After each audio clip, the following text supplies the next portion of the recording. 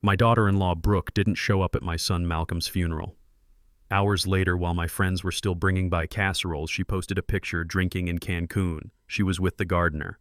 The caption said, "Enjoy life while you can." I was sitting in my old armchair staring at that picture when my phone vibrated. A message from an unknown number. I opened it and froze. It was from Malcolm. "Dad, come to my house now." Before I tell you what happened next and how we planned the trap that would destroy her, let me know in the comments where you're watching this from. My name is Otis. I'm 72 years old, and this is the story of how I buried an empty casket to catch a killer. I stood before the polished mahogany casket. It was heavy, expensive, and completely empty. My name is Otis, and I am a 72-year-old African-American man. Today I was burying my only son, Malcolm. Or rather, I was burying the idea of him. The weight on my chest wasn't grief. It was ice. It was a cold, calculating anger that had settled deep in my bones, a feeling I hadn't known since I was a young man trying to survive on the streets of Detroit. I had to hold myself steady. I had to play my part. The church was full, the air thick with the scent of lilies and the sound of soft weeping. They were all here for me, for the grieving father. If they only knew. If they only knew that I wasn't grieving. I was preparing for war. This was our church. The Bethel AME, the same one where Malcolm was baptized, the same one where I buried my dear wife Clara 10 years ago. The pews were filled with my community, the people who watched me build my logistics company from a single rusted-out truck into a fleet, the people who thought I was just a comfortable retiree. They didn't know the truth. They didn't know that when I sold that company, I didn't just retire. I became wealthy, $50 million wealthy. But I never changed. I stayed in my small brick house on the west side. I drove the same Ford truck. I wore the same simple suits to Sunday service. I wanted Malcolm to learn the value of work, not the crutch of inheritance. And he had. He was a good man. But my silence, my humility, had created a vulnerability. It had attracted a predator into our lives. And that predator was my daughter-in-law, Brooke. Malcolm, my son, wasn't dead from a sudden heart defect like the fake death certificate said. He was hiding, waiting. And I was here playing the part of the broken-hearted old man. I looked at the front pew, the seat reserved for the grieving widow. It was empty. My daughter-in-law, Brooke, was not here. Her wealthy white parents from Grosse Pointe were not here. Their absence was a scream in the silent church. It was a flag of victory. It was the most profound disrespect I had ever witnessed. This was not a simple oversight. This was a deliberate, calculated public shaming. She wanted the entire community to see that she was done. Done with our family, done with our traditions, and done with the grieving. She was already celebrating. Even as I stood there, my phone was vibrating in my pocket. I just knew it was the alert I had been waiting for. The alert from the private investigator I hired to track her. But I couldn't look. Not yet. I had to finish the performance. Pastor Hayes, a good man who knew nothing of this, placed a comforting hand on my shoulder. "Otis," he said, his voice thick with emotion. "They are not here. This is a shame upon her house." I just nodded. "The shame is hers, Pastor, not mine. Let us proceed." "We are gathered here," the pastor began, his voice echoing, "to mourn the sudden loss of Malcolm." I tuned it out. I focused on the plan. I focused on the video feed I had watched just last night. The video of Brooke and that gardener Trent laughing. The video of her dropping poison into Malcolm's morning coffee, believing he was away on a business trip. "Dad, she tried to kill me." His voice had trembled over the phone, and my response had been cold. "I know, son, and now we will let her believe she succeeded." The pastor called my name. "Otis, would you like to say a few words?" I stood up. My old legs felt steady. I walked to the pulpit and looked out at the faces of my friends, my neighbors. They saw a broken old man. They were about to see a king defend his throne. My son Malcolm, I began, my voice clear and strong, believed in loyalty. I paused. He believed that a promise was a bond, that marriage was sacred, that family was a fortress, not a trap. People started nodding, thinking I was giving a standard eulogy. But betrayal, I continued, locking eyes with the empty front pew, is a cancer. It starts small, a small lie, a hidden debt, a secret glance, and it grows until it consumes everything. As the service ended, the line of people offering condolences formed. Mrs. Henderson, my neighbor of 40 years, grabbed my hand. Her hand was shaking with rage. "Otis, that white girl has no soul," she whispered fiercely. "To not even show her face, after all you and Malcolm did for her." I remembered the first day Malcolm brought her home. My little brick house, the one Claire and I had built our lives in. Brooke had walked in and I saw her nose wrinkle. "It's cozy," she'd said, her eyes scanning my worn furniture, my old family photos as if they were trash. She never saw the value, she only saw the price tag, and she had decided long ago that I was worthless. She was about to find out just how expensive a mistake that was. I walked back into my house, but it wasn't a home anymore. It was just a quiet, empty box filled with the suffocating smell of funeral flowers. The silence was louder than the hymns we had just sung. I sank into my old armchair, the fabric worn thin by 45 years of marriage, the same chair where I had held my son Malcolm when he was a baby. The anger I felt in the church, that cold, hard ice in my stomach, was still there, but now a deep confusion was creeping in. Why was Brooke so blatant? Why rub our faces in her disrespect? To miss the funeral was a monstrous act, but for her entire wealthy family to vanish alongside her, it didn't make sense. It felt sloppy. It felt arrogant. It was the arrogance of someone who believes they have already won, someone who believes the game is over and they are just collecting their prize. She didn't just disrespect my son's memory, she was spitting on it. I stared at the wall of family photos. Malcolm smiling in his graduation cap, me and my late wife Clara on our wedding day. And then a newer photo. Malcolm and Brooke on their wedding day. Her smile looked so bright, so genuine. What a fool I had been. What a blind old fool. My phone buzzed on the side table. I ignored it. It buzzed again, insistent, angry. I picked it up, expecting another message of condolence from a church member. It was a text from my niece Amani. She's a smart kid, sharp, works in tech downtown, and doesn't miss a thing. The text just said, "Uncle Otis, I am so sorry. You need to see this." Attached to the message was a screenshot. My thumb, rough and worn from a lifetime of work, fumbled to open the image. The screen lit up, and the breath left my body. It felt like a second, sharper punch, a blow that landed harder than the news of Malcolm's death. It was a picture from Instagram. It was Brooke. She was wearing a bright yellow bikini, an impossibly small piece of fabric. She was laughing, her head thrown back, sunglasses pushed up on her perfectly styled blonde hair. She was on a beach, pristine white sand water, so blue it looked fake. In her hand, she was raising a bright pink drink, a margarita with a little flowered umbrella in it. And she wasn't alone. She was clinking glasses with Trent, the gardener, the man she had hired 6 months ago, claiming the yard was too much for Malcolm to handle.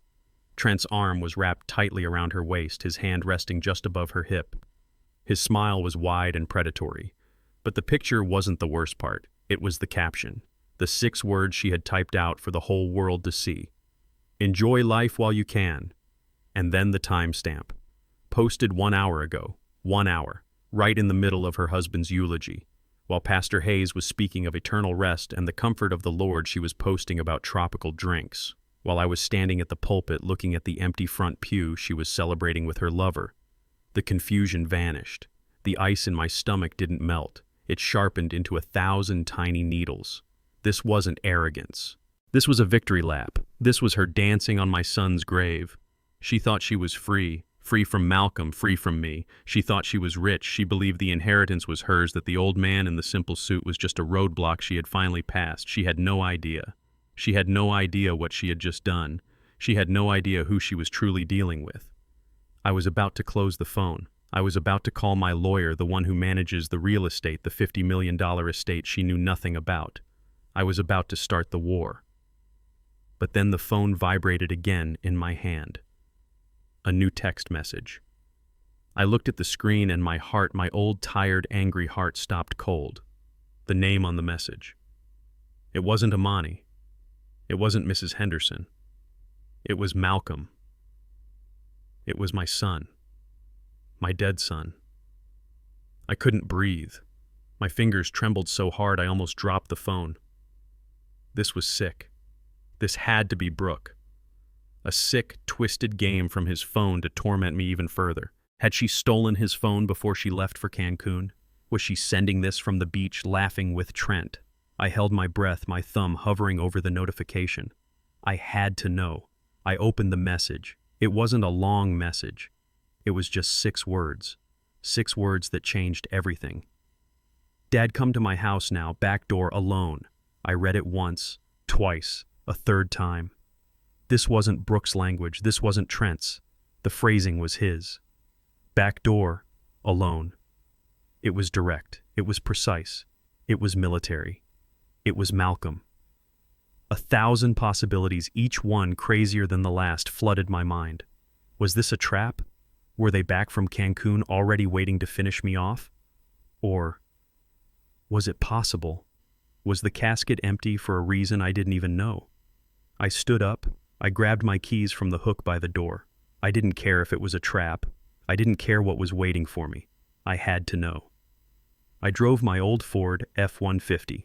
The engine has a rattle I've known for 15 years, a sound that usually comforts me, but tonight it just sounded loud and intrusion. I left my neighborhood, the familiar brick and vinyl siding of the west side, and headed east toward Grosse Pointe. This was her world, Brooke's world, a world of 3-car garages, sprawling lawns cut with geometric precision, and silent, perfect streets where my old truck looked like a piece of trash that had blown in on the wind. I never felt right here. Malcolm knew it. He always offered to meet at my place or at a diner halfway between us. But this time the text was specific. Come to my house. His house. The one she had picked out. The one I had quietly paid the massive down payment for, a fact I never told him, funneling the money through a first-time buyer grant my private foundation manages. I parked 3 blocks away under a large oak tree, hiding the truck in the deep shadows. I didn't need a nosy neighbor calling private security on me. I walked the rest of the way, the cold November air biting at my face. I felt every single one of my 72 years. I slipped into the manicured side yard, past her prize-winning arrogant rose bushes, and reached the back door. My heart wasn't just pounding, it was hammering against my ribs, a desperate drumbeat against my chest. Trap or miracle? Trap or miracle? I slid the spare key Malcolm had given me years ago into the lock. It clicked open. I pushed the door. The smell of expensive cleaning chemicals and new paint hit me. The kitchen was dark, lit only by the cold blue light from the microwave clock. I saw a shape at the island. I flinched, my hand instinctively moving to the heavy flashlight I keep in my coat pocket. The shape moved. Dad? The voice was his. It was Malcolm. He wasn't dead. He wasn't a ghost. He was sitting at the kitchen island in a dark sweatsuit. His face was pale, gaunt, but he was unmistakably terribly alive. I leaned against the doorframe, the strength draining from my legs like water from a broken cup. All the anger, the confusion, the icy rage I had held on to in the church, it all shattered.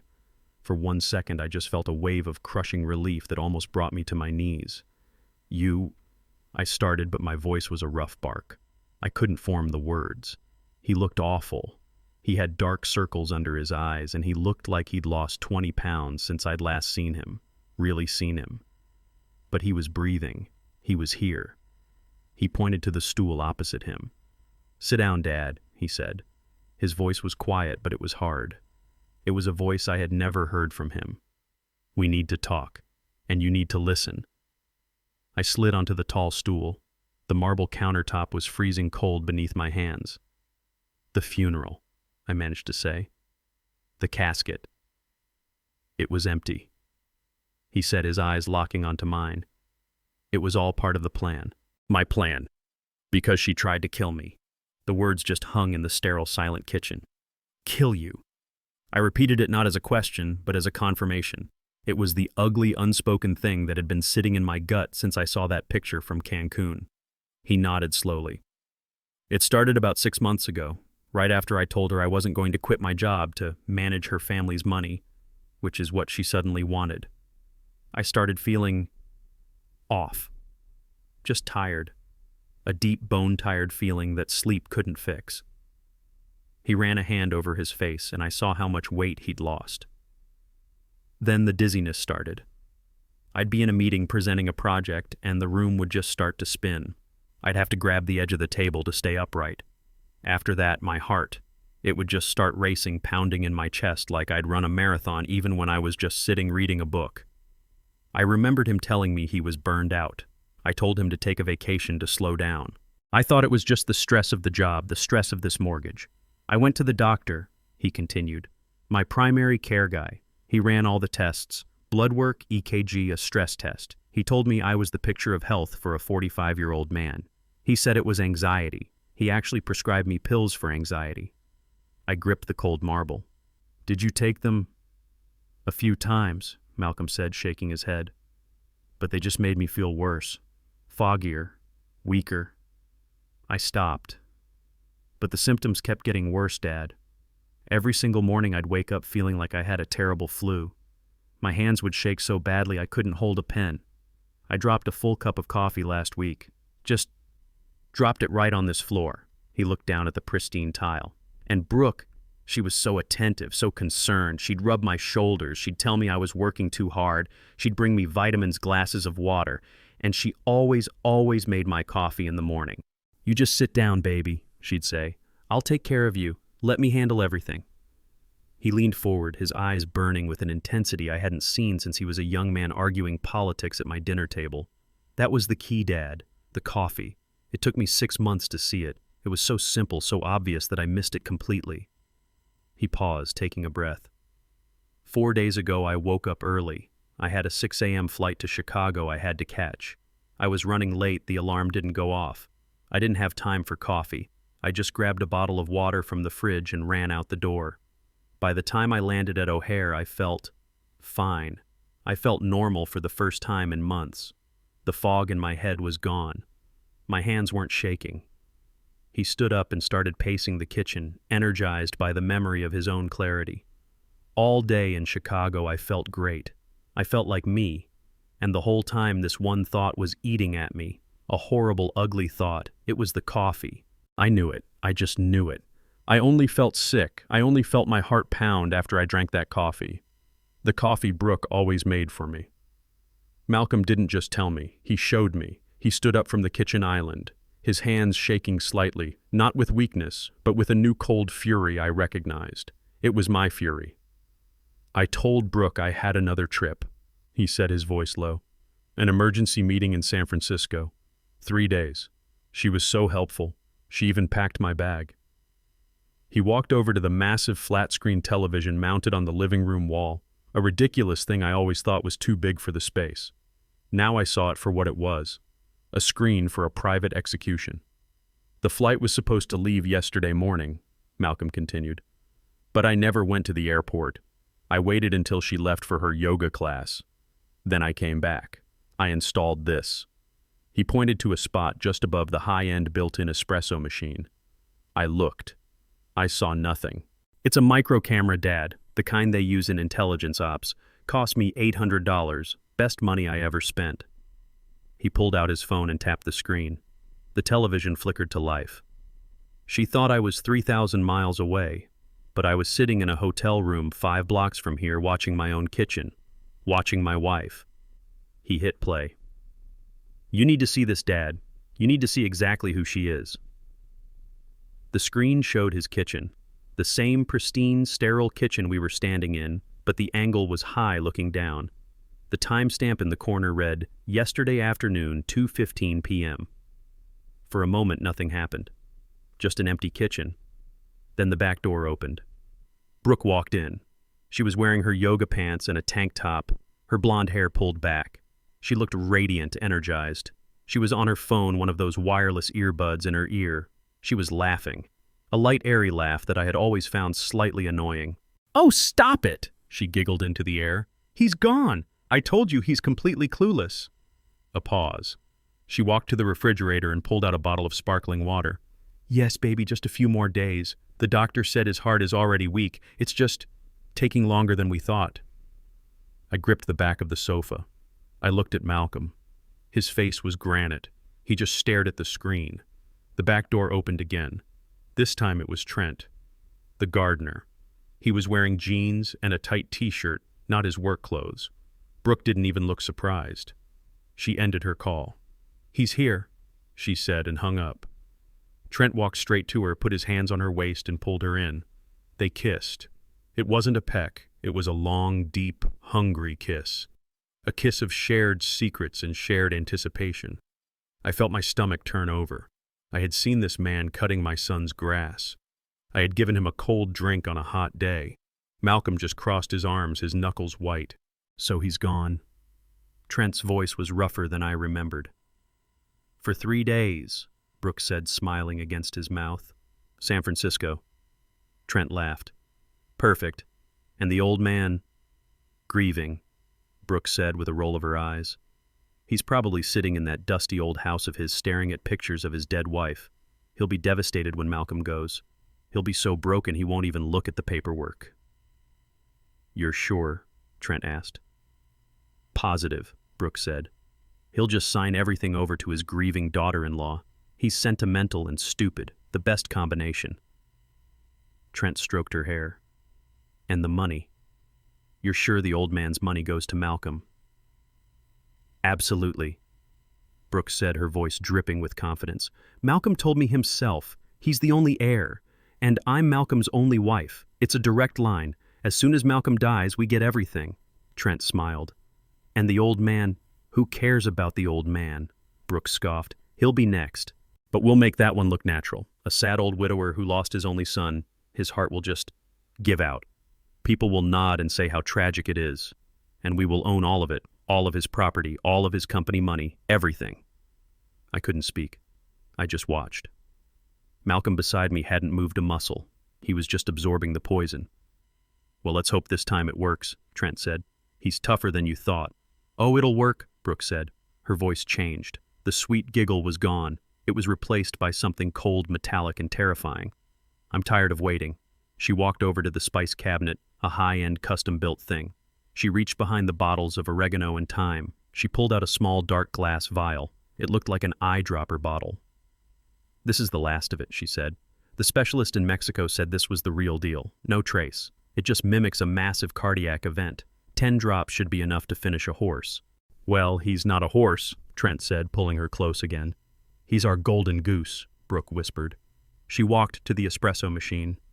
She opened the water reservoir at the back.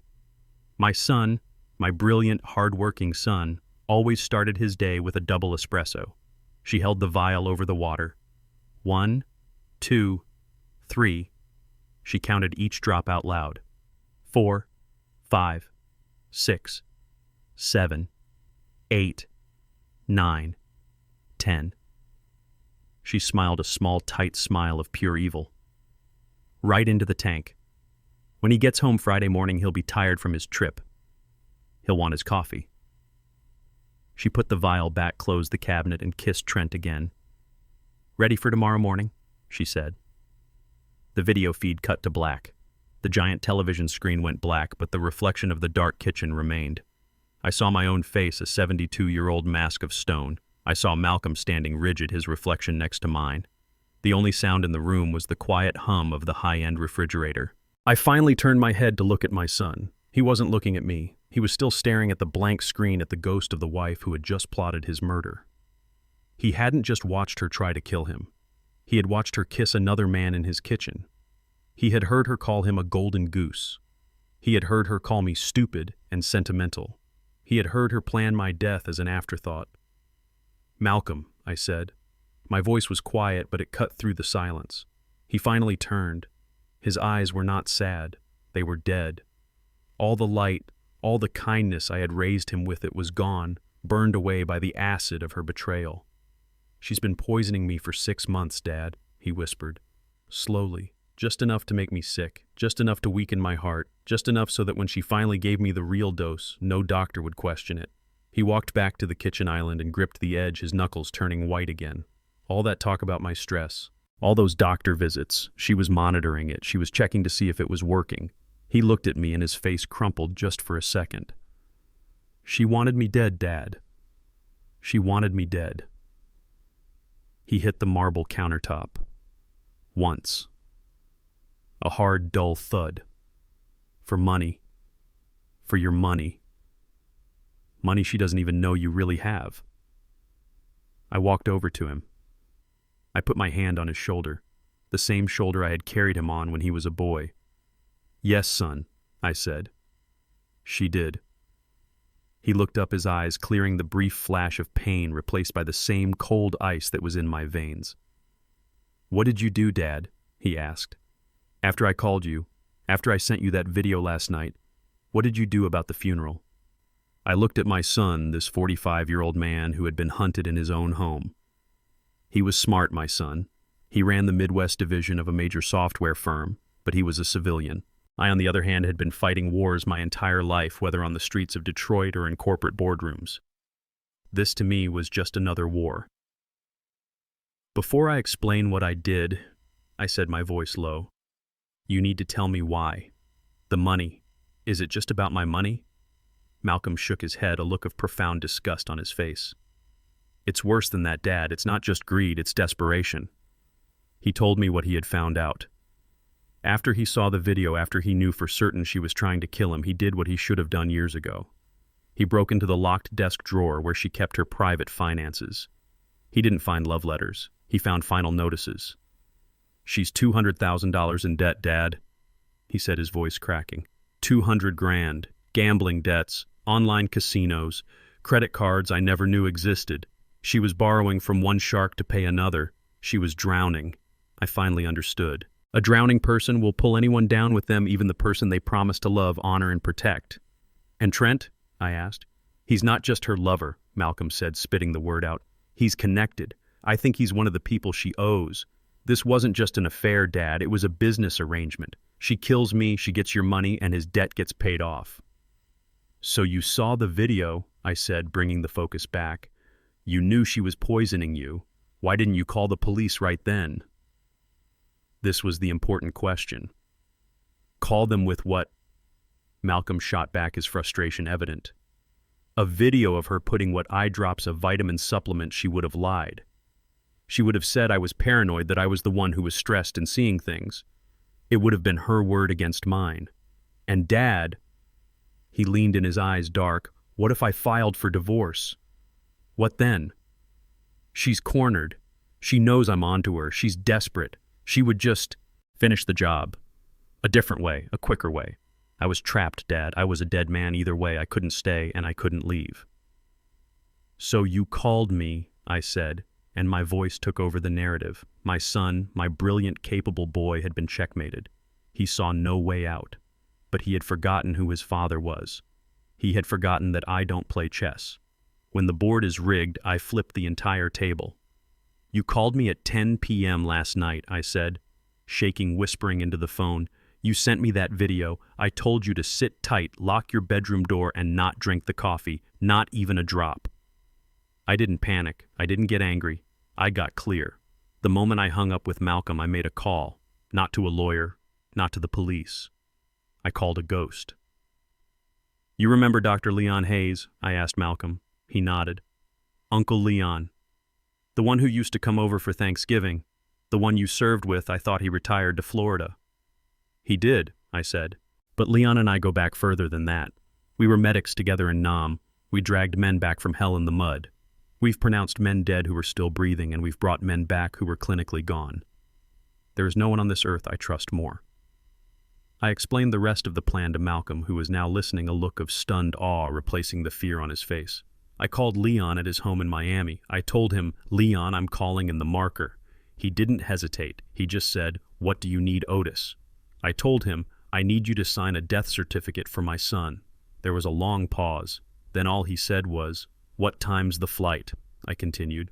"Leon took the red-eye. He was in Detroit by 5 a.m. yesterday morning. I picked him up from the airport myself in my truck.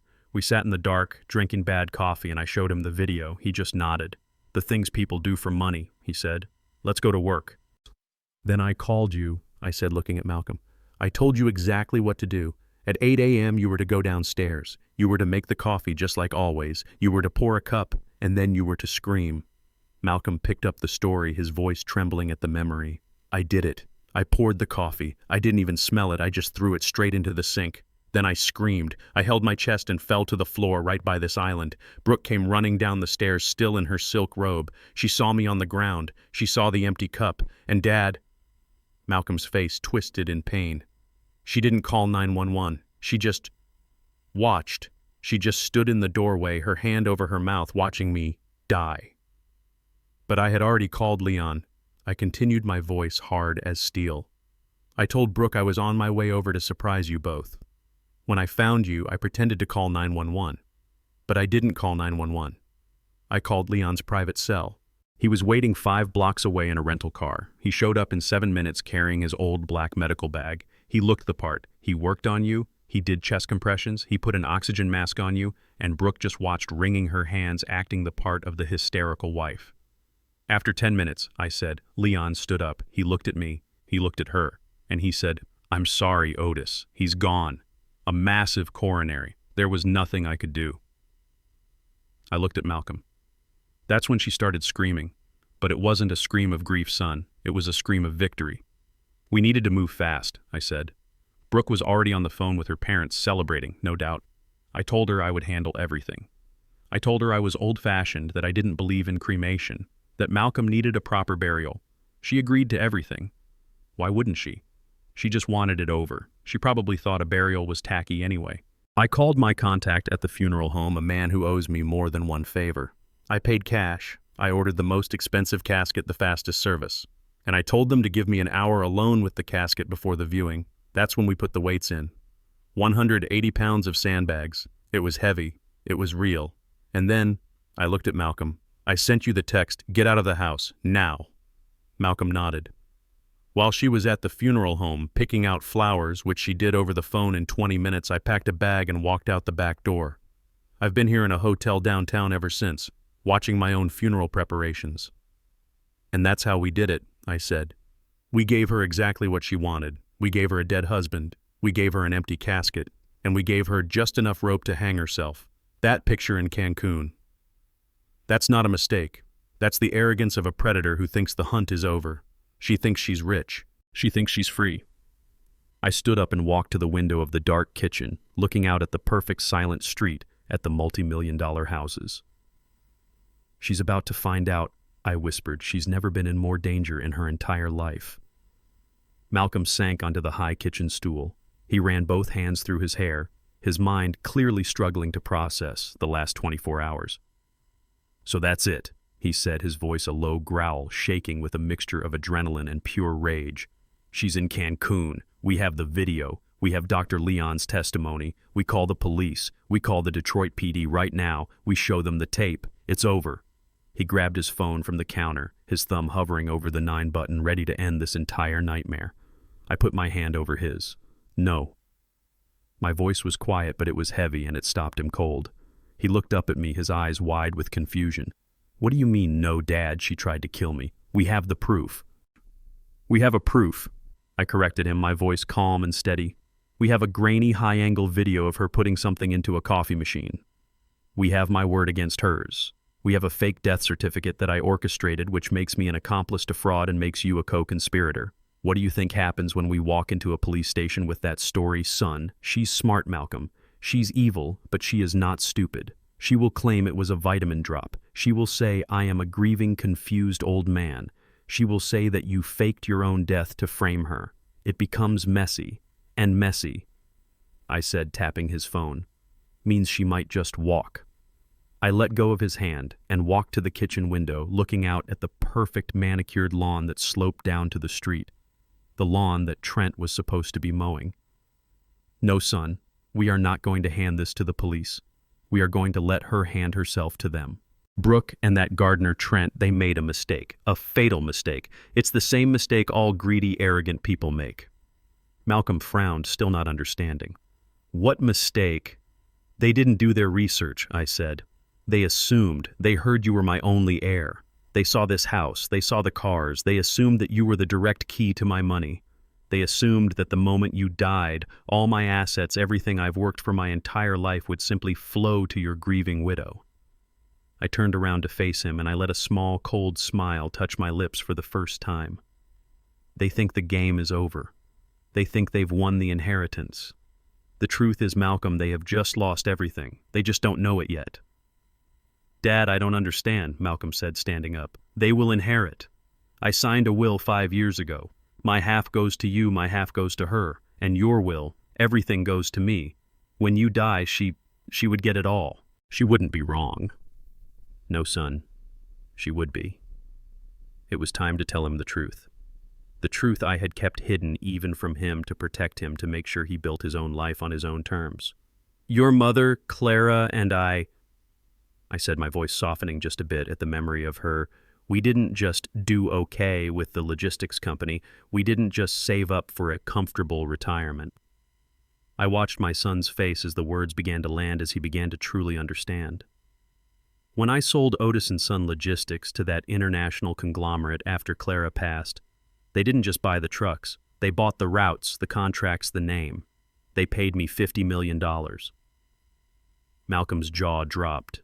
He literally stumbled back a step and gripped the marble counter. $50 million, son, cash, I said. And I knew right then that money was not a blessing, it was a target, it was a weight, so I didn't put it in a savings account. I didn't buy a mansion in Grosse Pointe. I put it all, every single penny, into an ironclad, irrevocable trust. I called it the Clara and Otis Foundation Trust. But I'm the beneficiary, Malcolm said, his mind racing, trying to put the pieces together. So if I die, it goes to my wife. It goes to Brooke. That's how it works. She's my legal spouse. That, I said, pointing a finger at him, is what she assumed. That is what you assumed. But you never read the fine print, Malcolm. I never let you. I walked over to the old leather briefcase I had brought from my house, the one I'd carried for 30 years. I clicked it open and pulled out a single crisp document. I had my lawyers in Atlanta draft this trust with one very specific, very important clause. A clause I put in to protect our family's legacy from exactly this, from a predator like her. I handed him the paper. He read it, his eyes scanning the dense legal text, his hands shaking. He found what I was looking for. Section 4, paragraph B. His breath hitched. It says... His voice trailed off, unable to say the words. I finished the sentence for him. It says, in the event of Malcolm's death, the assets of the trust pass to his legal heirs, provided they are of his bloodline. Malcolm looked up, the realization hitting him like a physical blow. Children. Children, I confirmed. And if you die without children... Malcolm looked back at the document, his voice a stunned, hollow whisper as he read the next line. If the beneficiary Malcolm dies without issue, the entirety of the $50 million principal and all accrued interest are to be immediately and irrevocably transferred to the Children's Hospital Foundation of Detroit. I let the silence hang in the air, heavy and absolute. Brooke had just plotted, schemed, and poisoned her husband for an inheritance that she could never touch. By killing Malcolm before they had a child, she had personally guaranteed she would never get a single penny. She doesn't get anything, Malcolm whispered. I nodded, my face hard as stone. She gets nothing. Malcolm stared at the document, his breath catching in his throat. She gets nothing. She killed me for nothing. I put my hand on his shoulder, the first time I had touched my son since I'd held him in the kitchen while he died. Worse than nothing, son, I said, my voice a low rumble in the dark kitchen. She killed you for a $50 million prize that she herself made impossible to claim. And right now, I looked at the old analog clock on his designer stove, the one Clara had given us 30 years ago. She has no idea. Right now, she and that gardener boy are in Cancun. They've already posted the pictures just like we knew they would. They're celebrating. They're probably sitting by the pool, phones in hand, just waiting for a lawyer to call. They're expecting to hear they've inherited this $5 million house and maybe $1 million or $2 million from the old man's savings. They think they're rich. I pulled out my own phone. Not the simple flip phone I carry around Detroit. This was my business phone, an encrypted satellite device that costs more than most cars. They're waiting for a lawyer to call, I said, a grim satisfaction settling deep in my chest. So let's give them one. Malcolm looked up, the fog of shock finally clearing from his eyes, replaced by the cold, sharp glint of my anger. Dad, what are you?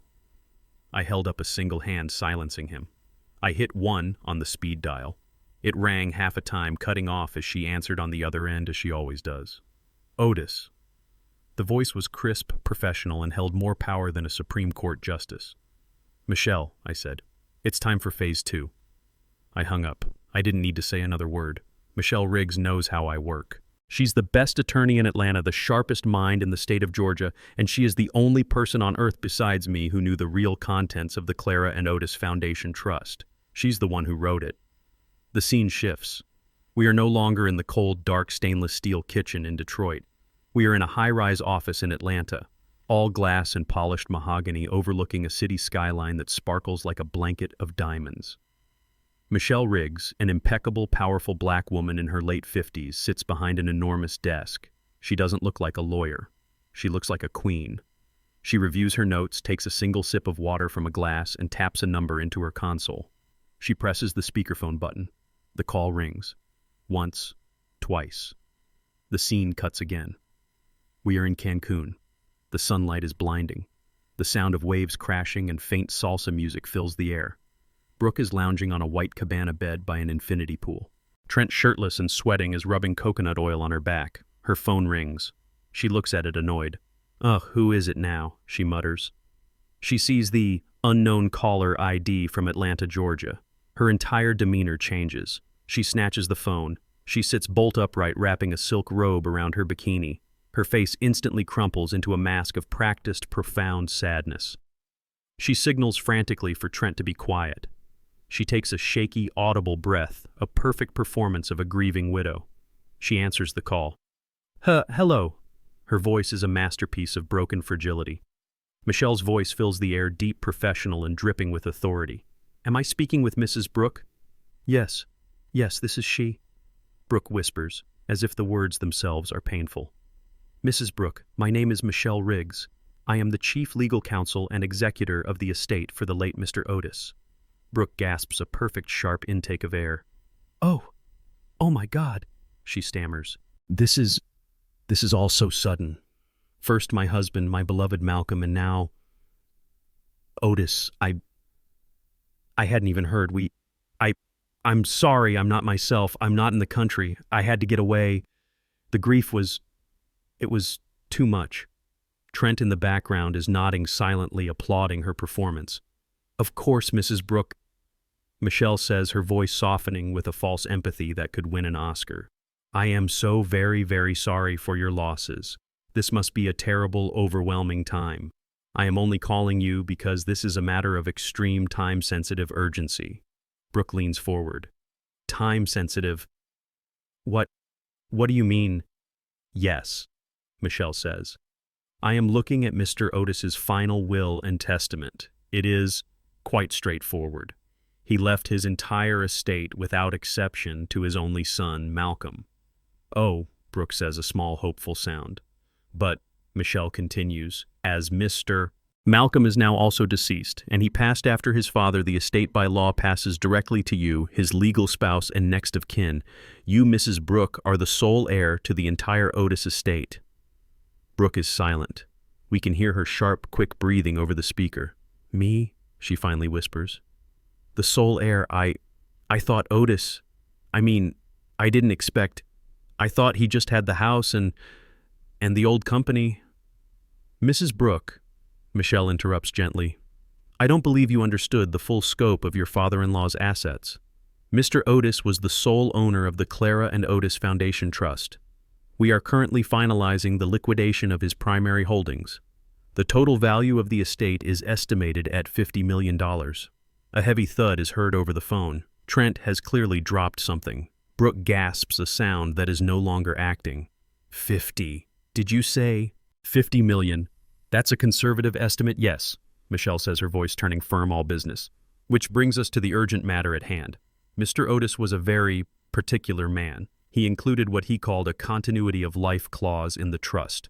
It requires the final heir in this case you to sign for the transfer of assets in person at our Detroit satellite office within 48 hours of being notified of the inheritance. 48 hours. Brooke's voice is a high-pitched squeak. But I'm in Cancun. I came here to grieve. I can't possibly. Mrs. Brooke. Michelle's voice cuts through her cold as ice. I understand this is difficult timing, but the trust is ironclad. It is not a request. It is a legal requirement. If the deadline is missed, the entire $50 million principal, along with all accrued interest, defaults permanently and irrevocably to the Children's Hospital Foundation of Detroit. No. Brooke shouts, forgetting her grieving widow act entirely. No, you can't. I'm not doing anything, Mrs. Brooke. I am simply reading the document. The clock started the moment you answered this call. You now have 47 hours and 58 minutes. I suggest you book a flight. Congratulations on your inheritance. Michelle hangs up. Back in the Atlanta office, she leans back in her chair. A small, satisfied smile crosses her face. The trap is set. The bait is taken. The rat is now in a race against time. The click of the phone hanging up was deafeningly loud in the Cancun sunlight. Brooke stared at her phone, the mask of the grieving widow completely gone melted away by the heat of the number she had just heard. $50 million. Trent, who had been impatiently waiting by the cabana, walked over. So, what did the lawyer say? Are we rich, or what? Brooke turned to him slowly. Her eyes were wide, almost manic. 50, she whispered, her voice hoarse. What 50,000, that's it, Trent scoffed. Brooke shook her head, a hysterical laugh bubbling in her throat. No, you idiot. 50 million. Trent froze. The smirk fell off his face, replaced by a look of pure animalistic greed. 50 million, he repeated, grabbing her by the shoulders. Are you serious, Brooke? 50? Yes, she shrieked, shoving him off. And we have to go. Now, we have 48 hours to get to Detroit and sign the papers, or it all goes to charity. The scene exploded. The lazy tropical vacation was over. Now, Trent roared. Get your passport. Forget the clothes. We have to go. Brooke was already scrambling, grabbing her purse, throwing her silk robe onto the sand. The flight, Trent. We need a flight. They ran barefoot across the hot pool deck, ignoring the stares of the other guests. They burst into the air-conditioned lobby of the luxury resort. My God! Trent panted, his mind visibly racing. 50 million, Brooke! This changes the split. Shut up, she hissed, running to the concierge desk. We can talk about the split when we have the money. She slammed her credit card, Malcolm's credit card, down on the marble counter. I need 2 first-class tickets to Detroit, Michigan. The very next flight out. I don't care what it costs. Just book it. Now. The concierge, startled, began typing frantically. Trent stood behind her, his hand gripping her arm. This is it, baby, he whispered, but his voice was no longer that of a lover. It was the voice of a co-conspirator who had just realized the heist was 10 times bigger than he'd been told. This is everything. The panic, the desperation, the pure, uncut greed radiated off them in waves. The grieving widow was dead. The hungry scavenger had been born. The flight landed at Detroit Metro Airport at 4:17 in the morning. I know because I was watching the flight tracker. But I wasn't watching from my little brick house on the west side. I was in my real home. I stood in front of a wall of glass 50 stories above the sleeping city. The Renaissance Center Tower was just across the river, a dark fortress against the gray pre-dawn light. This was my penthouse, the one I bought in the 1990s under a corporate shell company, the one I used as my real office, my fortress of solitude, the one not even Malcolm knew about until last night. Malcolm was here with me now. He stood by the modern ribbon flame fireplace, looking out at the city he thought he knew. We were not the men from the funeral. I wasn't the broken-hearted old man in the cheap suit. I was wearing a custom-tailored midnight blue vest and slacks. My shirt was silk. I felt the power thrumming in my veins. Malcolm was wearing a suit I had my tailor fit for him yesterday. The fear was gone from his eyes. He looked like a leader. He looked like me. I still can't believe this, Dad, he said quietly, his voice echoing slightly in the vast open room. He gestured at the original Jacob Lawrence paintings on the wall, the heavy mahogany desk, the telescope pointed at the Canadian border. You lived here all this time. I worked here, son, I said, turning from the window. Your mother and I, we made a choice. We built our life in our community. We didn't want to raise our boy in a golden cage. We wanted you to be hungry. We wanted you to build something of your own. Money.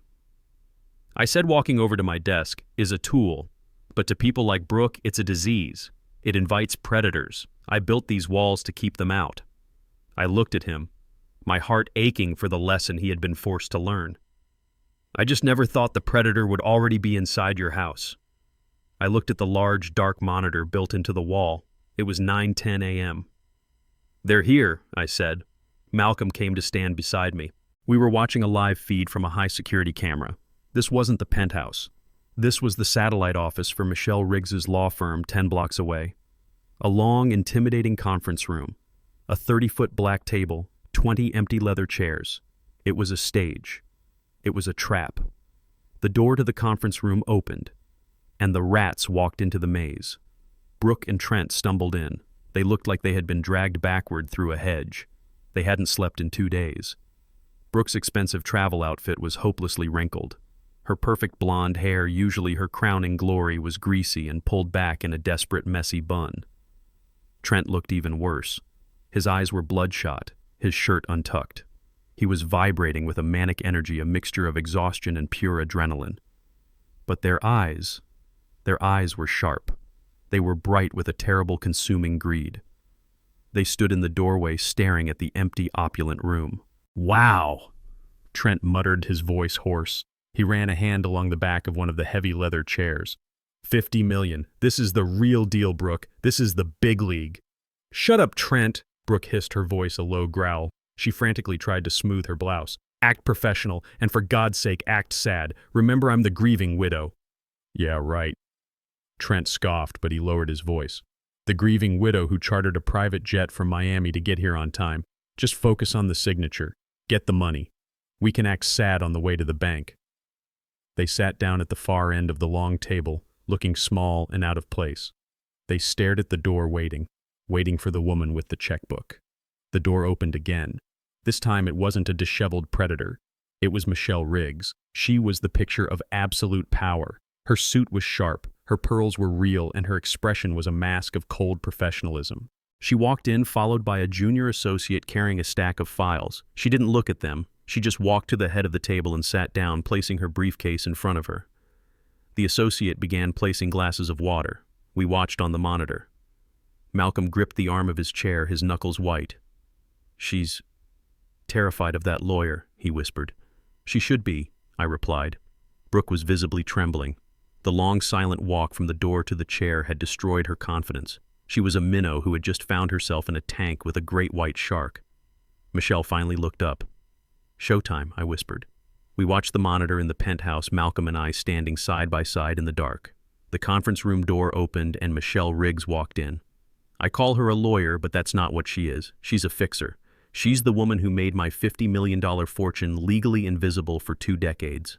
She walked to the head of that 30-foot table, the heels of her shoes, making a sharp, authoritative click, click, click on the polished hardwood floor. She didn't look at Brooke or Trent. She didn't acknowledge them at all. She just sat down, placing her thin, elegant briefcase on the table, and began to arrange her papers. A pen here, a legal pad here, a glass of water. It was a performance of absolute cold control. From the monitor I could see them. Brooke and Trent. They looked like children who had been called to the principal's office. They were jittery, exhausted from their chartered flight and vibrating with an ugly electric greed. Brooke kept trying to smooth her wrinkled clothes. Trent was picking at a cuticle on his thumb, his eyes darting around the room, no doubt calculating the value of the paintings on the wall. Michelle let the silence stretch for a full minute, an agonizing, deafening void. She let them cook in their own anticipation. Finally, she looked up. Her eyes, magnified slightly by her expensive glasses, were not kind. They were the eyes of an eagle studying 2 mice. "Mrs. Brooke," she said. Her voice was smooth as silk, but with an edge of tempered steel. "Mr. Trent, thank you for coming on such short notice." Brooke jumped, startled by the voice. She immediately snapped into character, the mask of the grieving widow falling back into place. Her shoulders slumped. Her hand went to her chest. She produced a small, shaky sigh. "Mrs. Riggs, thank you. Thank you for seeing us," she said. Her voice was a perfect imitation of a person trying to hold back a sob. "As you can imagine, this is just the hardest time of my life. I'm still in shock." She actually dabbed at a dry eye with her sleeve. Beside me, I heard Malcolm let out a low growl. "She's good," he whispered. "She's practiced." I remembered her at her own father's funeral 5 years ago. She had cried the exact same way with those same practiced catch-in-the-throat sobs. 2 days later, she'd asked me to co-sign a loan for a new BMW so she could, in her words, drive to therapy in a car that felt safe. She was a professional. a viper in silk.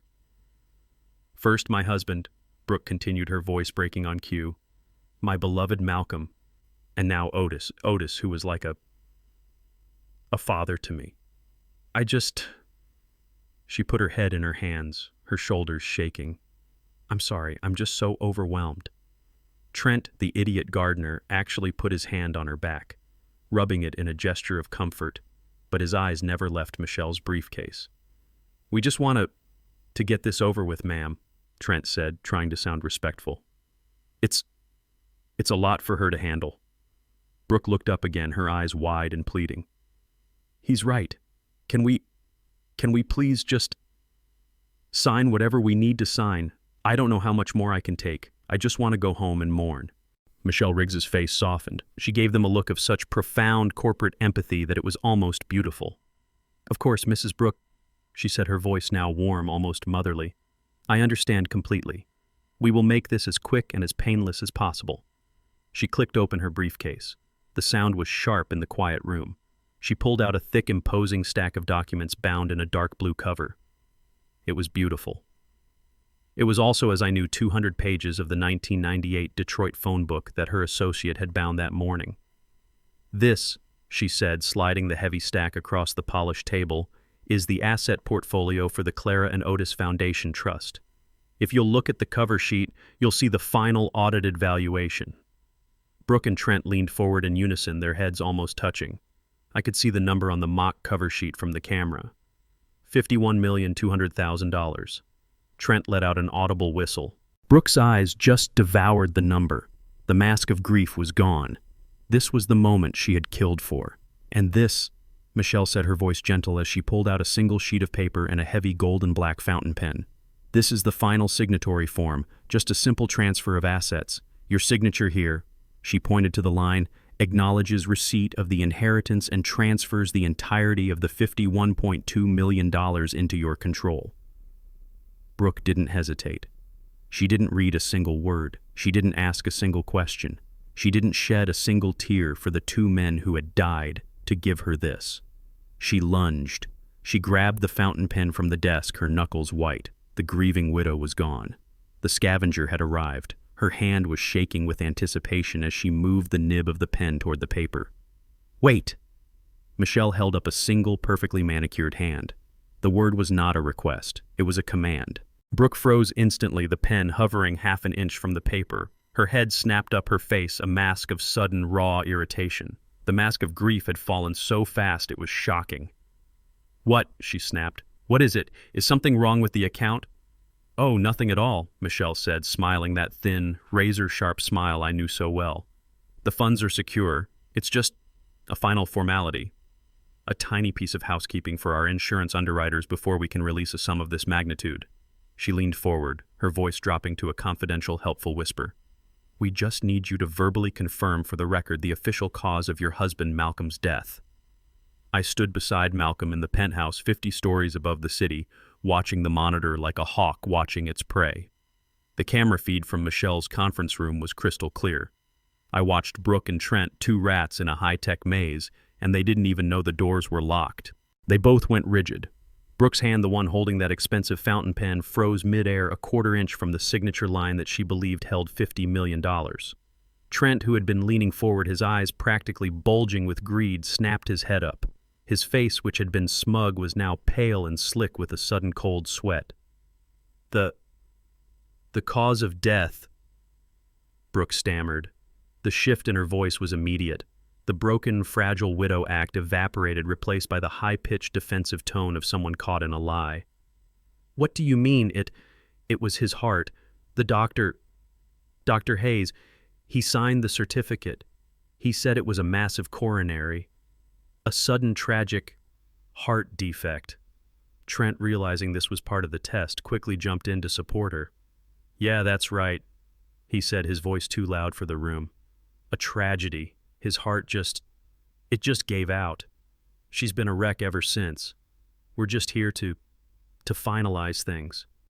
He tried to put his hand on her back again, a gesture of feigned comfort, but Brooke visibly flinched, her eyes locked on Michelle.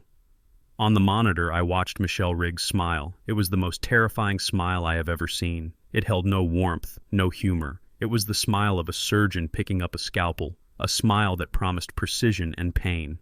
"Yes," Michelle said, her voice smooth as glass. "Dr. Hayes' report was very thorough." She leaned back in her high-backed leather chair, steepling her fingers.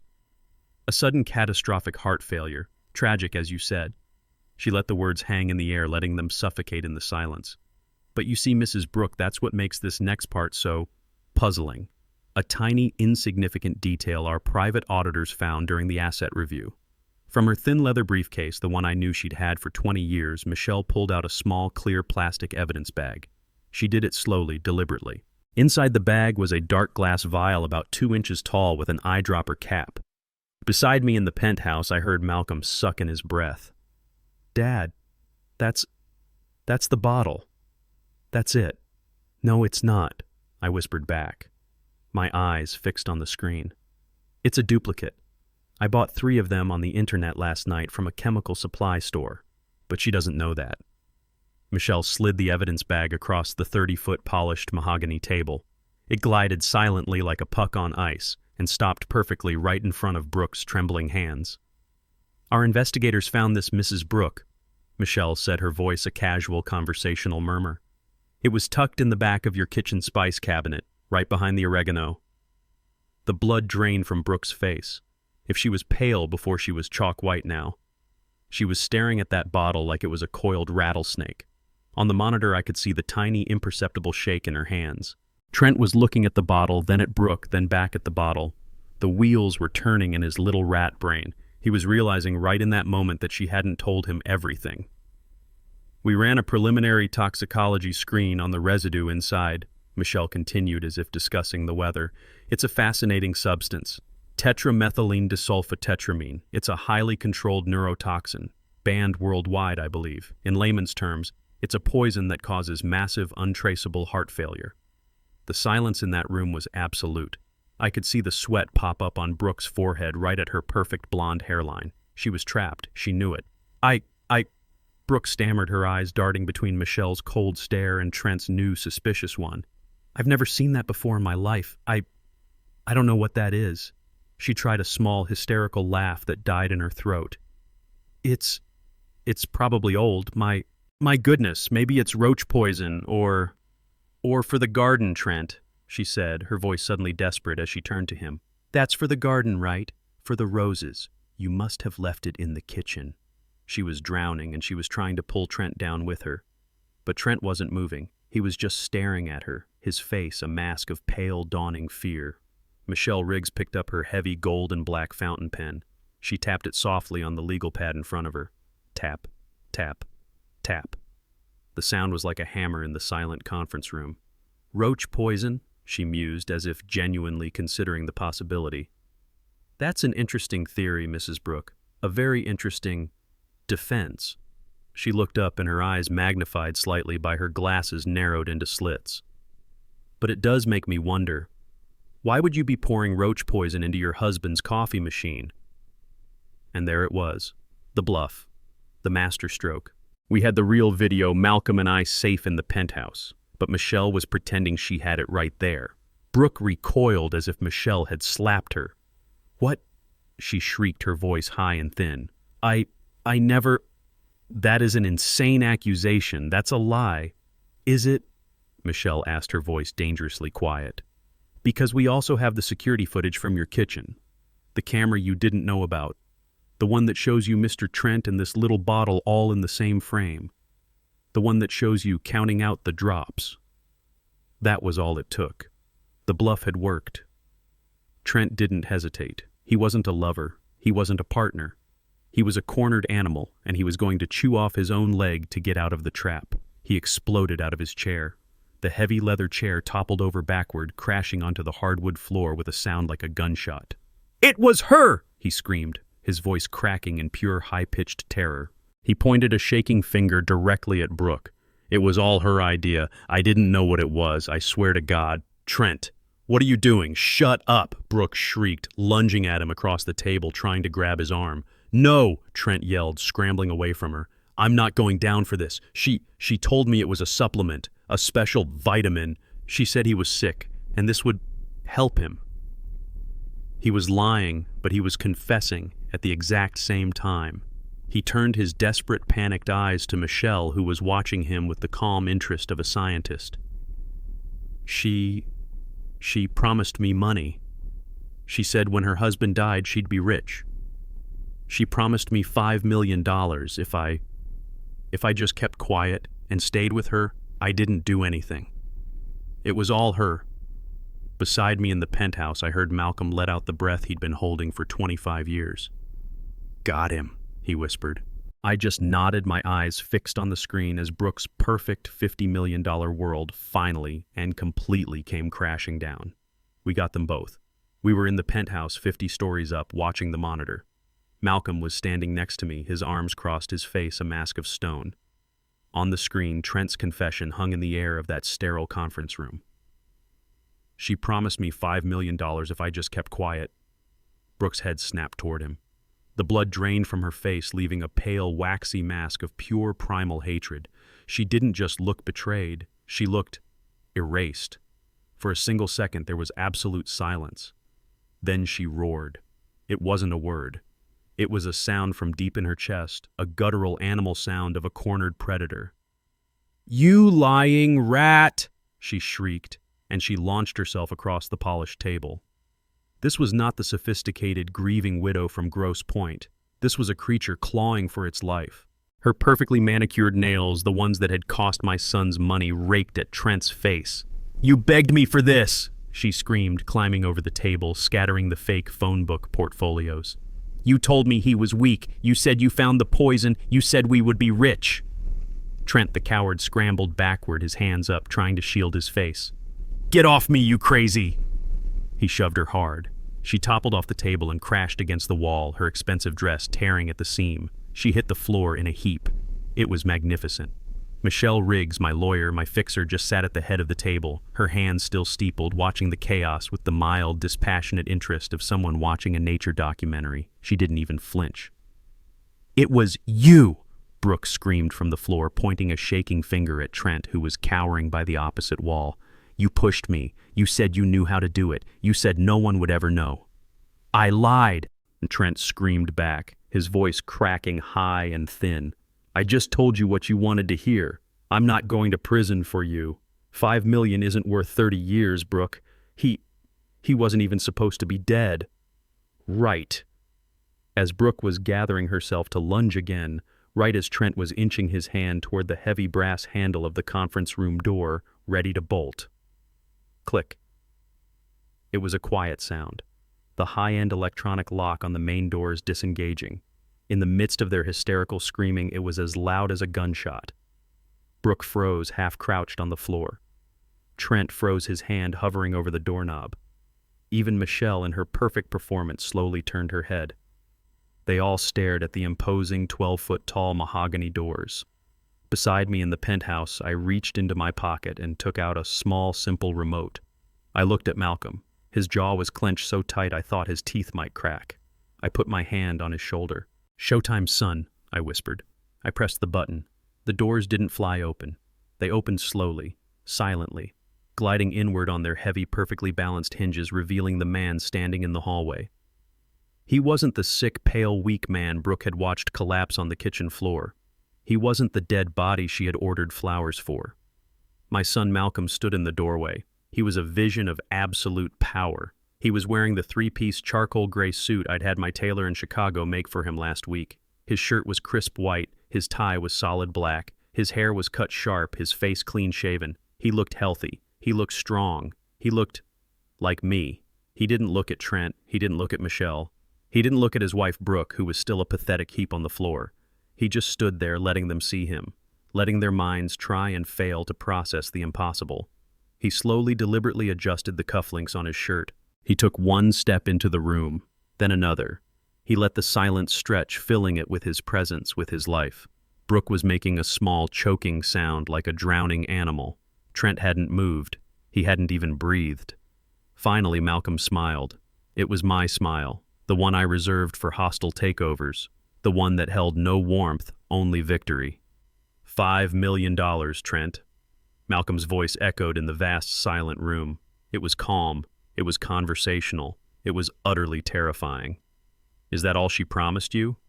He shook his head, a look of mock pity on his face. That's a shame. He tutted. She promised me 50 million. The reaction was instant. Brooke's face went through a universe of emotions in a single second. Confusion, disbelief, pure animal terror, and finally a comprehension so profound it was like a physical blow. She made a sound, a short, sharp gasp, as if all the air had been punched out of her lungs. Her eyes, wide and staring, rolled back in her head. She didn't faint gracefully, she just collapsed. She fell sideways onto the expensive carpet, a tangled mess of torn silk and broken greed, and did not move. Trent was worse. He was still standing frozen by the far wall. His mouth was open, but no sound was coming out. He was staring at Malcolm as if he were looking at the devil himself. But, he finally stammered, his shaking finger pointing at my son. We saw you. You were dead. He looked wildly around the room at me, at Michelle. The funeral, I saw the funeral, I saw the casket. Malcolm didn't even spare him a glance. He walked calmly past Trent's quivering, pathetic form. He walked past his unconscious wife on the floor. He walked to the head of the table and straightened the heavy leather chair that Trent had knocked over. He sat down, in the seat of power. He picked up the heavy gold fountain pen that Brooke had dropped, the one she was about to sign her $50 million confession with. He balanced it between his fingers, looking at it, not at them. An empty casket, Trent, Malcolm said, his voice dropping to a chilling whisper. It's amazing what you can buy for the right price. He looked up, that cold smile playing on his lips again. It was just an empty box. He glanced down at Brooke's body on the floor. Kind of like your promise of an inheritance, Brooke. Kind of like the promise of our entire marriage. Malcolm's words hung in the air, cold and final. Trent was still frozen against the far wall, his face a mask of waxy yellow terror. Brooke, my daughter-in-law, was still a heap of torn silk and broken greed on the floor. It was the most perfect, beautiful silence I had ever heard. I decided it was time for the architect to take a bow. I stepped out of the shadow of the hallway, moving to stand directly behind my son's chair. I had, of course, changed out of my cheap funeral suit. I was no longer the broken-hearted old man from the church. I was wearing my true armor. A dark, custom-made Brioni suit that cost more than Trent's car, a crisp white shirt, no tie. I walked slowly, deliberately, my hard-soled leather shoes echoing the click-click-click of Michelle's heels on the polished floor. I was no longer a grieving father. I was a judgment. Trent saw me first. His eyes, which I thought could not get any wider, somehow managed it. He looked like he was seeing a second ghost, the one he really should have been afraid of. The old man, he stammered, his voice a pathetic squeak. Brooke, hearing his terror, stirred on the floor. She pushed her greasy blonde hair out of her face and looked up at me. The pure animal hatred from moments before was gone, completely replaced by a raw, bottomless confusion. Otis, she whispered. Her mind couldn't make the pieces fit. You were at the funeral. I thought... You thought I was a sentimental, stupid old man. I finished for her. My voice was not the weak, shuffling tone she was used to. It was the voice I used to close $100 million deals. It was the voice that had built an empire from the dirt of Detroit. You thought I was broken. You thought I was manageable. I walked past her, ignoring her like she was a piece of trash on the floor. I walked to the far wall where the 80-inch monitor hung like a blank black mirror. I pulled the remote control from the inner pocket of my suit jacket. Hello, Brooke. Hello, Trent, I said, turning to them. I even smiled. I'm so glad you could make this meeting. I think you missed a key piece of evidence in your planning. Michelle's bluff about a video was impressive, I said, my voice filling the room, calm and conversational. But I find the real thing is always so much more effective. I pressed the play button. The screen flickered to life. It wasn't a bluff. It wasn't a trick. It was the high-definition, crystal-clear footage from the micro camera in Malcolm's kitchen. The room went silent, filled only by the sound from the high-end ceiling speakers. We watched Brooke walk in, laughing on her phone. Yes, baby, just a few more days. Her voice echoed tinny and cruel. We watched Trent enter. We watched them kiss. I glanced at Malcolm. He was sitting at the head of the table, perfectly still. He didn't flinch. He just watched the screen, his face impassive. He was done grieving the woman on that screen. He was just observing the evidence. On the screen, Trent kissed her neck. "You're sure the old man's money goes to Malcolm?" he asked. "Absolutely," Brooke's voice replied, full of confidence. "He's the only heir, and I'm Malcolm's only wife.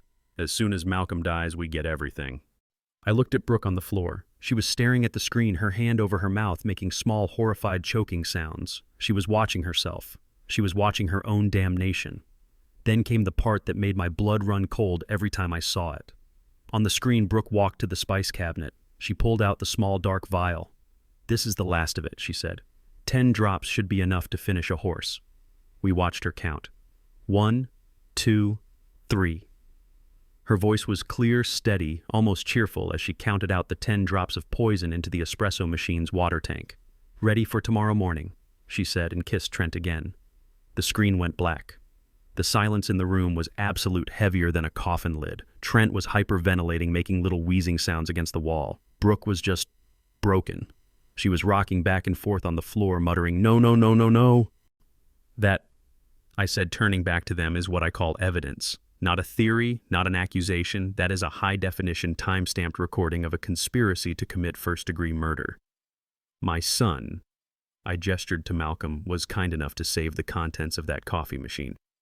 The police, by the way, are testing it as we speak. I imagine the toxicology report will be fascinating." Trent was sliding down the wall, his legs giving out. He was done. "But that's just the murder charge," I said almost casually, as if discussing a minor financial detail. "Then there's the motive." I looked at Michelle. She knew her cue.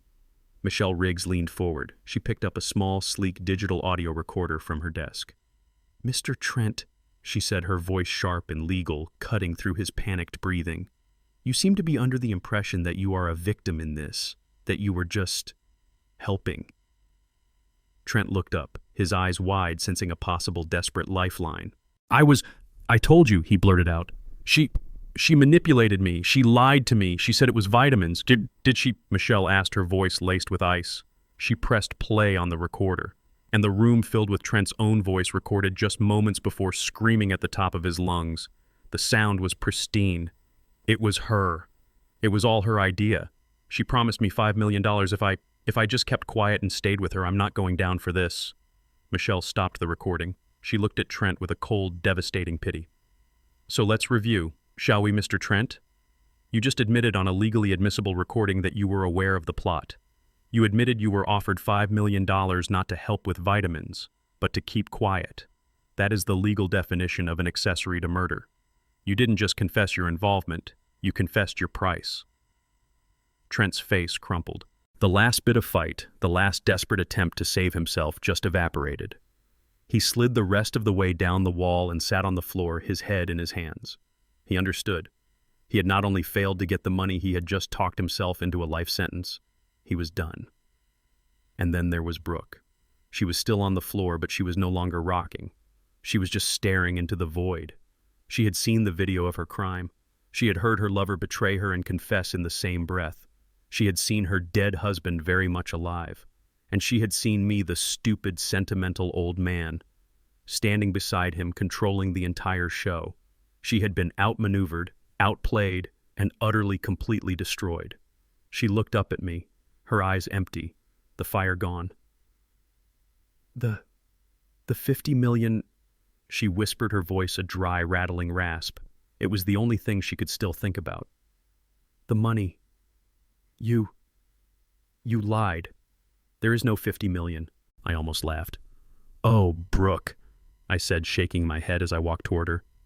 "That's the funniest part. That's the one part I didn't lie about. The $50 million is very, very real."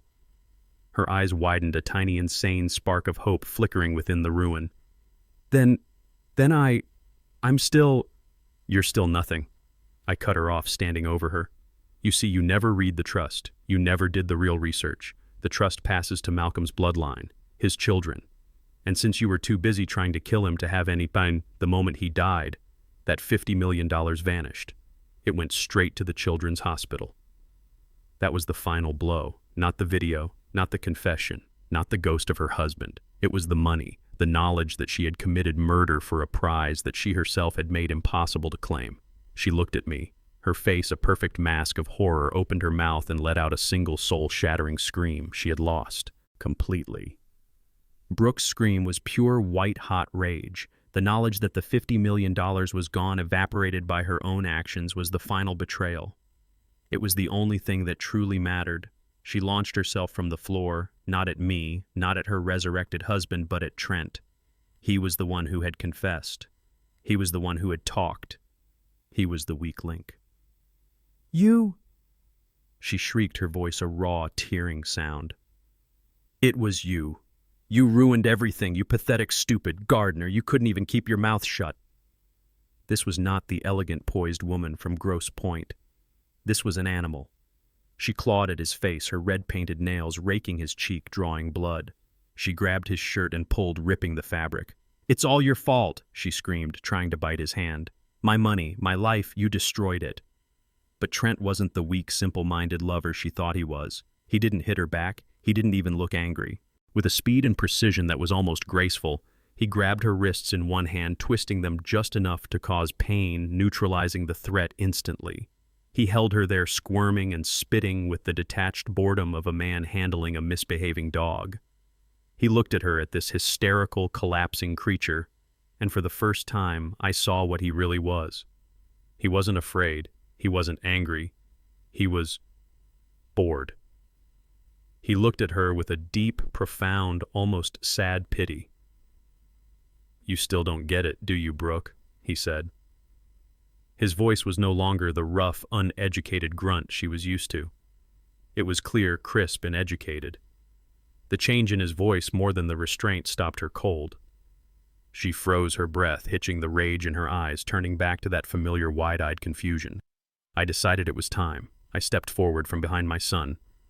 "Let her go, Trent," I said, my voice calm. Trent looked at me, nodded once, and shoved her. She stumbled backward, crashing into the heavy conference room table, her breath coming in ragged, choking sobs. She stared at Trent, her mind already shattered, trying to process this new impossible detail. What is this?" she whispered, looking wildly between me, Malcolm, and this man who was supposed to be her pawn. Who is he?" I walked slowly until I was standing right next to Trent. He stood at ease like a soldier in the presence of his commanding officer. I reached up and calmly straightened the collar of his torn shirt. "That's an excellent question, Brooke," I said. "It's the first smart question you've asked since I met you. You really should have asked it 6 months ago." I turned to her. "You are right about one thing. He's not a gardener. I doubt he's ever held a shovel in his life. And he's certainly not a cheap con man, though he plays the part very well, don't you think?" I almost smiled. "He had you completely fooled." Brooke was shaking her head, trying to deny the reality that was closing in on her. No, Trent," I said, my voice cutting through her denial, "is a private investigator. He runs one of the top corporate intelligence firms in Chicago, and for the last 6 months he has been on my payroll." The last bit of color left Brooke's face. She finally understood. She wasn't the predator. She was the project. "You see, Brooke," I continued, walking slowly toward her, my hands clasped behind my back. "You're not very good at hiding things. You're just sloppy, arrogant. I saw you spending Malcolm's money. I saw the new car you leased when he was out of town. I saw the designer bags. I saw the credit card statements you thought you were hiding, the ones you had mailed to a private post office box. It only took me one phone call to find them. I hired Mr. Trent here not just to watch you. That would have been too simple. I hired him to get close to you. I hired him to find out what you were really made of." I stopped right in front of her. "I had a theory, you see.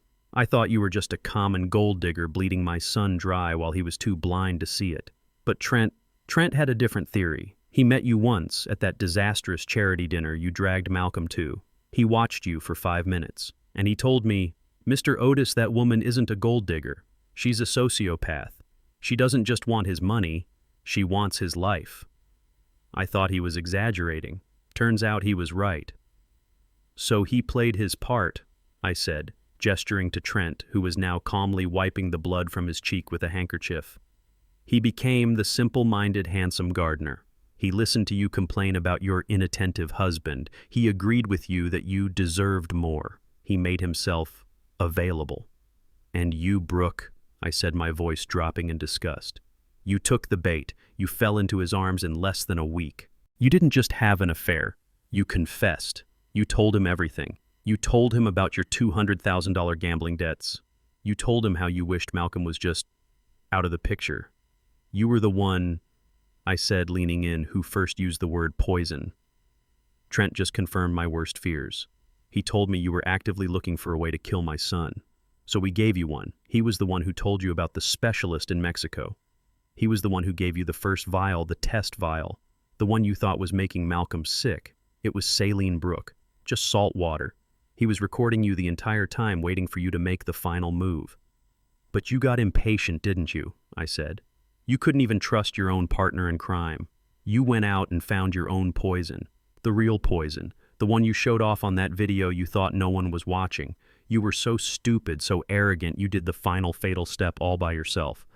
Trent is the one who installed the micro camera in the kitchen. He is the one who provided me with the high-definition video of you alone counting out the 10 drops. He was in on this entire plan, with me, with Malcolm, with Dr. Hayes, every single step of the way. Brooke, every breath you took, you were the one being played. I looked at her, this broken, pathetic, evil woman on the floor. You thought you were a wolf hunting a golden goose, but you were just a rat in my maze, and the maze just ran out. Brooke's scream, that terrible high-pitched wail of pure, unadulterated loss, finally died in her throat. It wasn't the sound of fear or even of rage. It was the sound of a gambler who had just watched the final card turn over, revealing that she had not only lost the game, but her entire life. She was still on the floor, a crumpled, pathetic heap of torn silk and broken ambition. She stared at Trent, the man she thought was her lover, her pawn, her stupid, malleable gardener. And now he was just another man in a suit, calmly dabbing at the blood on his cheek with a handkerchief, looking at her with the cold disinterest of a case file. Then her head turned slowly, mechanically. She looked at Malcolm, her husband, the ghost, the golden goose who had returned from the dead, not to love her, but to haunt her. Then she looked at Michelle Riggs, the lawyer, who was already calmly organizing her fake phone book-filled binders, her face utterly impassive, as if she were merely concluding a routine tax audit. And finally, she looked at me. Her eyes. I have seen a lot in my 72 years. I have seen desperation in the back alleys of Detroit. I have seen arrogance in high-rise boardrooms. I have seen greed and I have seen anger. But I had never seen a void like the one I saw in Brooke's eyes in that moment. It was a complete hollowed-out emptiness. The $50 million was gone. The fake inheritance was gone. Her lover was a fraud. Her husband was alive and he hated her. Her entire reality, the entire world she had killed for, had been vaporized in less than 5 minutes. She didn't cry. Crying is for grief. Crying is for sadness. She was far beyond that. A strange, rattling sound came from her throat, a low, guttural laugh. It was the most terrifying sound I have ever heard. You, she whispered, her voice a dry, rasping thing. She was looking right at me. You, old man. The emptiness in her eyes was suddenly and spectacularly replaced by a fire, a pure, black, bottomless hatred that was almost beautiful in its intensity. She finally understood. She hadn't been beaten by Malcolm. She hadn't been beaten by Trent or by the lawyer. She had been beaten by me, the sentimental, stupid old man from the funeral, the grieving, shuffling fool she had dismissed. You did this, she hissed, the words spitting from her mouth. All of it. The funeral. The lawyer. Him. She pointed a shaking claw-like finger at Trent. You played me. You all played me. We didn't play you, Brooke. Malcolm's voice cut through the air, cold and quiet. He stood up from the head of the table. We just gave you the stage. You wrote, directed, and starred in this entire pathetic play all by yourself. That's when she lunged. She didn't lunge at Trent this time. She didn't lunge at Malcolm. She lunged at me. She propelled herself off the floor with that last desperate burst of animal fury. I'll kill you, she shrieked, her face twisted into a mask I will never forget. I'll kill all of you. She never made it 2 steps. The heavy mahogany conference room doors, the ones Malcolm had entered so dramatically, burst open again. This time it wasn't a ghost. It was the Detroit Police Department. Two uniformed officers, their hands already on their sidearms, followed by a detective in a rumpled tan suit. They had clearly been waiting in the hallway. They had clearly heard everything. The first two officers intercepted Brooke mid-lunge. She was strong, fueled by pure adrenaline and hatred, twisting and kicking a feral cat in a trap. "Get your hands off me," she screamed. "You don't know who I am. I'm the victim here." "Oh, I think we know exactly who you are, ma'am," the detective said. His voice was gravelly tired, like he'd seen this all 1,000 times before. He was a tall black man, about my son's age. He didn't even look at Brooke as his officers subdued her. He walked right past the screaming, flailing woman and looked at Trent, who was still leaning against the wall, calmly straightening his torn shirt. "You too," the detective said, jerking his chin. "Hands behind your back." Trent immediately put his hands up, a look of professional annoyance on his face. "Wait, detective, hold on. You've got it wrong. I'm working with them." He pointed desperately at me and Malcolm. "I'm a private investigator. My name is Trent Hoskins, Chicago PI. I'm the one who got the evidence. I'm on their side." The detective looked at me, one eyebrow raised. I gave a small, slow nod. "He's telling the truth, detective," I said. "Mr. Hoskins has been acting as my agent. He's the one who provided the primary video evidence of the poisoning. He was essential to the operation." The detective sighed, looking Trent up and down from his ripped shirt to the fresh bloody scratches on his cheek. "Well, Mr. Hoskins," he grumbled, "you've got a hell of a way of investigating. You can explain your methods down at the station. For now, you're a material witness. Do not leave this room." He turned his full attention back to Brooke. She had finally stopped fighting. She was just standing there, held firmly by the two officers, her chest heaving, her eyes locked on Malcolm. "You," she whispered, her voice filled with a venomous disbelief.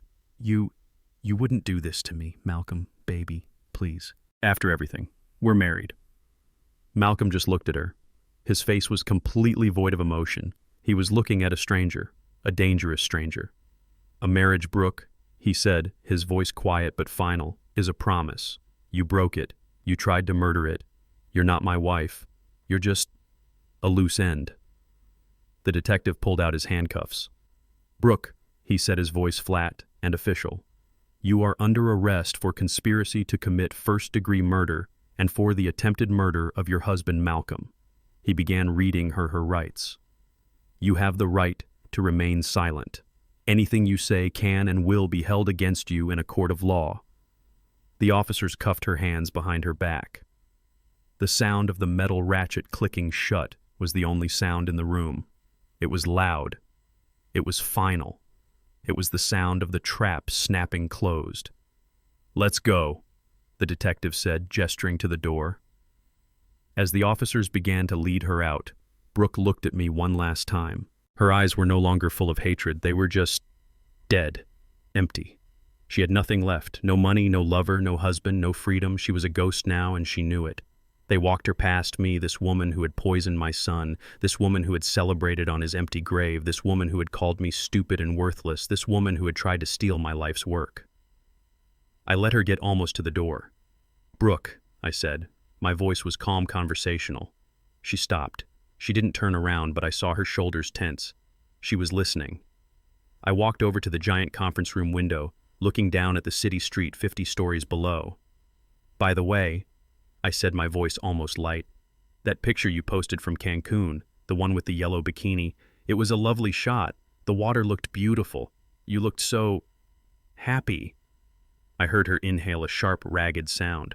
I turned to look at her back as she stood cuffed between the two officers. I gave her my kindest, most fatherly smile. "I just wanted to tell you, enjoy life while you can.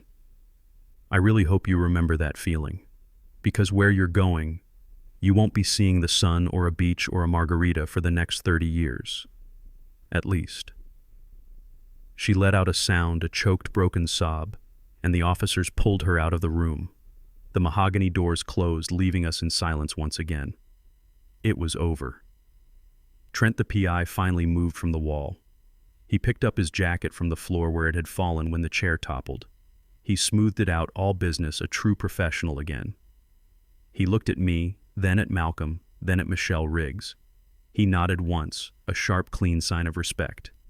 To me. "Mr. Otis," he said. "Trent," I replied, nodding back. "Your check will be wired in the morning with a significant bonus." He smiled, a real smile this time. "It was a pleasure doing business with you, sir. A real pleasure." He turned to the detective who was waiting by the door, his notebook out. "Detective," Trent said, adjusting his cuffs, "I assume you'll be needing my full statement now." "You assume correctly," the detective grumbled. "Let's go." Trent walked out, leaving just the three of us who had orchestrated the entire performance.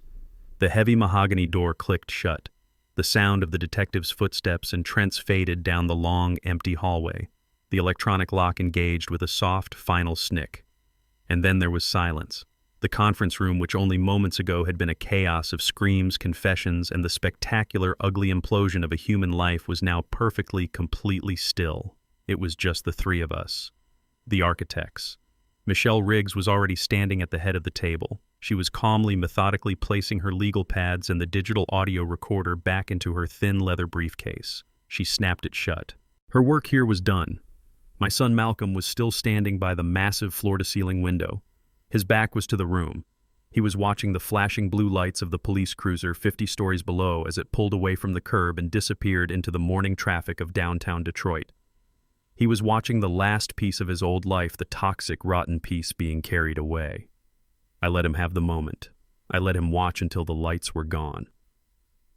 I walked over to the cherrywood sideboard where a silver tray with pitchers of ice water and an untouched coffee service had sat for the entire meeting. I poured a single glass of water. My hand was perfectly steady. The adrenaline of the confrontation, the cold, icy rage I had held in my chest for days, was finally receding. It didn't leave heat. It left a deep, quiet, profound peace. The war was over. The trap had been sprung. We had won. I didn't hear Malcolm move. He walked silently like a ghost and sank into one of the heavy black leather chairs at the table, not one of the side chairs. He sank into the one at the very head of the table, the seat of power. He didn't just sit. He collapsed into it, letting out a breath that he seemed to have been holding not just for the last few days, but for the last 6 months of his living nightmare. He stared at the polished black surface of the table, at his own distorted reflection, for a long, silent minute. He looked exhausted, but he also looked, for the first time since I'd known him as a boy, completely free. He looked up not at me, but at Michelle, who was fastening the latches on her briefcase. "So," Malcolm said, his voice was quiet, hoarse, and rough. It was all real. The $50 million. He shook his head, a small, disbelieving laugh escaping his lips. That wasn't just part of the trap." Michelle Riggs, a woman who had managed my $50 million secrets for 20 years, looked at him. Her face was unreadable. "Mr. Otis," she said, her voice crisp and formal, "does not bluff about money, Malcolm. The $51.2 million was the audited liquid valuation as of 9 a.m. yesterday. It was the only part of this entire meeting that was not a complete fabrication." Malcolm shook his head again slowly, the laugh fading. He turned his eyes to me, and for the first time he was really looking at me, not as the grieving father from the funeral, not as the quiet, comfortable retiree from the little brick house on the west side. He was looking at me, Otis, the man who had built an empire from nothing and hidden it in plain sight. "All these years," he whispered. His voice was full of awe. "All these years, in that little house, driving that old truck, arguing with Mom about the grocery budget." He smiled, a watery, broken smile. You were a millionaire dad, a millionaire 50 times over, and I never knew." He wasn't angry, he wasn't jealous, he was stunned. He was seeing his entire life, his entire past reframed through this new, impossible lens. I nodded. "Yes, son, I was." I walked over and sat down in the chair next to him at the head of the long table. I placed my glass of water on the leather coaster. "I did it to protect you.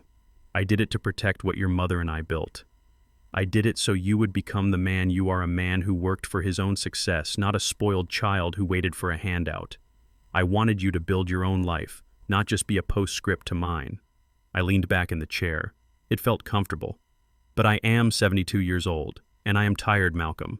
I looked him in the eye. I am so very tired of hiding it. I turned my gaze to Michelle. She had stood up, briefcase in hand, ready to leave. She paused, her head tilted, knowing I wasn't finished. She knew my CEO voice. This was it. Michelle, I said. My voice was no longer the father's. It was the executive's. It was the man who signs the checks. You can go, but first, we are changing the trust, effective immediately. She didn't even blink. She set her briefcase down, pulled out her secure tablet, and sat. Go ahead, Otis. I'm listening. The Clara and Otis Foundation Trust is to be dissolved, I said. The name felt wrong now. It felt heavy. We're going to restructure. I want $25 million, half of the entire principal transferred immediately. Liquidate whatever you have to. I want it moved by the end of the business day. Malcolm beside me sat up straight. Dad, what are you? I held up a hand, silencing him. I never took my eyes off Michelle. 25 million, I repeated, goes directly to the Children's Hospital Foundation of Detroit, an unrestricted, anonymous grant. Let them build a new wing. Let them save some lives. Let's make something good come out of all this filth. Michelle's pen moved silently over the tablet screen. Done, she said. A small, rare smile touched her lips. A bold move, Otis. Clara would have liked that. She would have, I agreed. Now, the remaining 25 million. I turned to my son. He was staring at me, his mind clearly reeling from the scale of what I was doing, the casual way I was moving sums of money that could buy entire city blocks. The other 25 million, Michelle, transferred all to a new subtrust. We'll call it the Malcolm Trust. Sole beneficiary, my son. I looked at him. A small, hard smile came to my own face. He's going to need it. He has a divorce to pay for. I expected him to be shocked. I expected him to argue, to be overwhelmed. But after a long, stunned silence, Malcolm just laughed. It wasn't a happy laugh. It wasn't even a laugh of relief. It was a deep, guttural laugh of pure, unadulterated release. A laugh that came from the bottom of his soul, washing away 6 months of terror and 25 years of lies. He laughed until tears were rolling down his cheeks. Dad, he finally said, wiping a tear from the corner of his eye. He was looking at me, his gaze clear. I don't think I'm going to need that much for the divorce. He shook his head. After today, I don't think Brooke is going to be in any position to negotiate for anything. He grew serious then. He leaned forward. The awe was still in his eyes, but it was mixed with something else, something new, something I hadn't seen in his eyes in a very long time, not since he was a young man. It was pure, unfiltered respect, the kind a man gives to another man, not just the kind a son gives to his father. You knew, he said quietly, his voice full of wonder. You knew what she was before I did. You played her like a violin. The funeral, the empty casket, Dr. Hayes, Trent, my God, Dad. He shook his head again, smiling. You are terrifying. I smiled back. I'm not terrifying, son, I said, standing up. I pushed my chair in. I'm just thorough. I put my hand on his shoulder. Now come on, let's get out of this ridiculous room.